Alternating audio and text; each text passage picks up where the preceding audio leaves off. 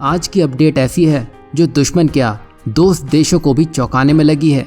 जहां एक तरफ व्लादिमीर पुतिन 24 सालों में पहली बार नॉर्थ कोरिया पहुंचे हैं, तो वहीं नॉर्थ और साउथ कोरिया के बॉर्डर पर टेंशन देखने को मिल रही है। तो दूसरी तरफ तुर्की इस बात की खुशी मना रहा है कि उसने भारत को पीछे कर दिया है। तो वहीं रूस भारत को एक ऐसी तकनीक देने की सोच रहा है जो चीन के वर्चस्व को ध्वस्त कर रख देगी। बस ऐसी कुछ हिला देने वाली अपडेट्स के लिए तैयार हो जाइए। पहली अपडेट में देखें तो ये खबर यूरोप से निकल के आ रही है, जहां यूरोपियन यूनियन अपने फैसले से मुंह कर गया है, जहां उसने कुछ स्टील के उत्पादों पर सेफगार्ड ड्यूटी फिर से बढ़ा दी है और इसको 2026 तक के लिए खींच कर रख दिया है। और ये भारत को नुकसान पहुंचाएगा क्योंकि भारत यूरोपियन यूनियन के लिए स्टील के मामले में बड़ा एक्सपोर्टर है। इसे आप ऐसे समझिए कि 2023-2024 में भारत का यूरोपियन यूनियन को लोहे और स्टील का निर्यात 6.64 बिलियन डॉलर तक पहुंच चुका था। लेकिन घबराइए नहीं, भारत के पास जवाबी कार्रवाई के लिए कुछ तुर्क के पत्ते भी हैं जिनका वो इस्तेमाल यूरोपियन यूनियन के खिलाफ कर सकता है। दरअसल यहाँ भारत यूरोपियन यूनियन से आने वाले कुछ खास सामानों पर इंपोर्ट ड्यूटी लगा सकता है और भारत का ये कदम यूरोपियन यूनियन के सामानों को महंगा बना देगा, ठीक वैसे ही जैसे भारत ने चीन के साथ किया था। यहाँ यूरोपियन यूनियन ये सोच रहा था कि भारत पर जैसे पहले कार्बन टैक्स में फंसा दिया था, ठीक वैसे ही इस बार कर लेंगे। लेकिन भारत ने इस बार ठान लिया है कि वो हथियार नहीं डालेगा। यहाँ यूरोपीय संघ को ये एहसास दिलाया जाएगा कि उसके फैसले का भारत पर कोई असर नहीं होगा। उल्टा झटका यूरोपियन यूनियन को लगने वाला है। जैसा कि आप जानते हैं, भारत एक बड़ा बाजार है और यूरोप की कंपनियां यहाँ अपने प्रोडक्ट्स बेचकर अच्छा खासा मुनाफा कमाती हैं और भारत अपने फैसले से इस मुनाफे को आधे से भी आधा कर देगा।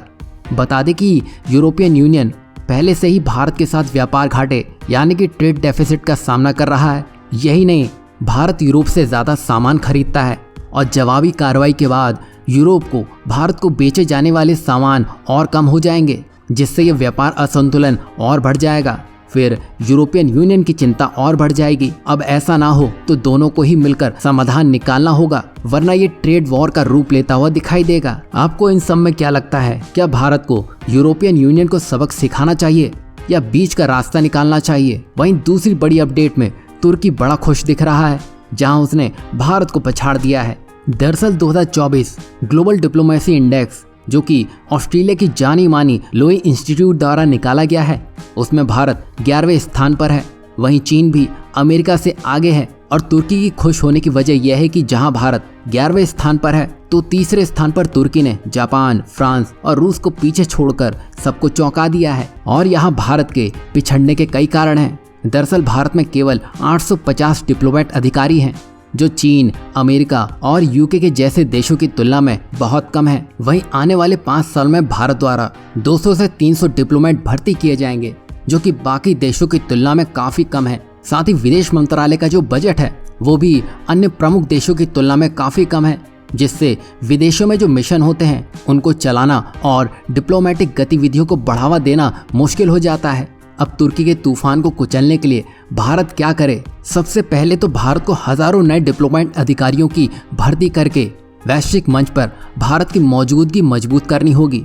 अपनी विदेश नीति को और धारदार बनाना होगा ताकि दुनिया भर में भारत की भूमिका अहम बन सके। वहीं चीन की बात करें तो अमेरिका से आज ज्यादा देशों में चीन के डिप्लोमेट स्टाफ मौजूद है, जिसमें चीन आंख बंद करके इनको फंड करता है। यही कारण है कि जहां आपने हाल ही में देखा होगा जब नेपाल की सरकार को चीनी डिप्लोमेट अपने इशारों पर चला रहे थे, वैसे यहाँ भारत की डिप्लोमेसी ऐसी भी नहीं है कि वो पूरी सुस्त हो, क्योंकि जिस तरह भारत का कद अंतर्राष्ट्रीय स्तर पर बढ़ रहा है वो इसी के संकेत दे रहा है।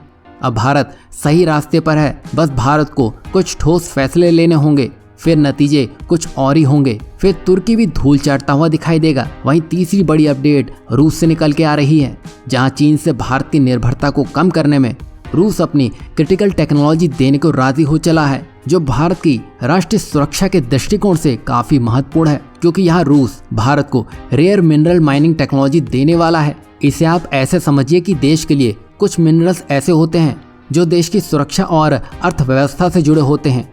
आप लिथियम का उदाहरण ले लीजिए। यह आपको हर छोटी से छोटी और बड़ी चीज में देखने को मिलेगा, जैसे फोन, लैपटॉप, कार और बड़ी मशीनों में इसका इस्तेमाल होते हुए देख सकते हैं। वैसे ही हर देश के अपने अलग क्रिटिकल मिनरल्स होते हैं और उनकी अलग लिस्ट होती है। जैसे भारत के 30 क्रिटिकल मिनरल्स हैं, अमेरिका के 50, वहीं जापान के 31 हैं। ऐसे ही हर देश के क्रिटिकल मिनरल्स की लिस्ट अलग अलग होती है। और अब आती है काम की बात, और ये जो क्रिटिकल मिनरल्स होते हैं उनमें रेयर अर्थ मेटल शामिल होते हैं। और इन्हीं रेयर अर्थ मेटल की जो प्रोसेसिंग टेक्नोलॉजी है उनको चीन ने पहले एक्सपोर्ट करने से ही मना कर दिया था, जहां उसने हाल ही में जर्मेनियम और गैलियम के एक्सपोर्ट पर बैन लगा दिया था। अब ऐसा भी नहीं है कि भारत को ये सारे मिनरल्स इंपोर्ट ही करने पड़ते हैं, बल्कि भारत में कई क्रिटिकल मिनरल्स के रिजर्व हैं, लेकिन उन्हें निकालने और प्रोसेस करने की टेक्नोलॉजी की कमी है। जैसे कि लिथियम रिजर्व के मामले में भारत 7वें नंबर पर है, लेकिन लिथियम प्रोसेसिंग की टेक्नोलॉजी नहीं होने के कारण हम इसका उपयोग नहीं कर पा रहे हैं। वहीं इन सब में रूस की एंट्री होती है और रूस इन टेक्नोलॉजी में एडवांस है। और रूस में कई माइनिंग कंपनियां हैं जो निकल, पैलेडियम और डायमंड माइनिंग में विशेषज्ञता रखती हैं। इसी प्रकार रेयर अर्थ मेटल की प्रोसेसिंग में भी रूस अग्रणी माना जाता है और रूस से ये टेक्नोलॉजी लेकर भारत अपने मिनरल रिजर्व का उपयोग कर सकेगा। इससे हमारी सप्लाई चेन आत्मनिर्भर बन सकेगी। वहीं दोनों देशों के बीच रेयर अर्थ मिनरल्स की प्रोसेसिंग टेक्नोलॉजी को लेकर बातचीत शुरू हो चुकी है। वहीं रूस का फार ईस्ट रीजन काफी महत्वपूर्ण माना जाता है और भारत ने इस क्षेत्र में निवेश किया हुआ है। अगर ये सहयोग सफल होता है तो भारत रेयर अर्थ मेटल के मामले में आत्मनिर्भर हो जाएगा। वहीं चाइना की बात करें तो वो दुनिया में सबसे बड़ा रेयर अर्थ मिनरल सप्लायर है, जहां विश्व में 70% रेयर अर्थ मिनरल्स चाइना से ही आते हैं। अगर यहाँ भारत इस टेक्नोलॉजी को रूस से हासिल कर लेता है तो वो चाइना की टक्कर में आ जाएगा। फिर भारत की चीन पर से निर्भरता खत्म होती दिखाई देगी। वहीं रूस के साथ सहयोग करने से भारत को नई टेक्नोलॉजी सीखने का मौका मिलेगा।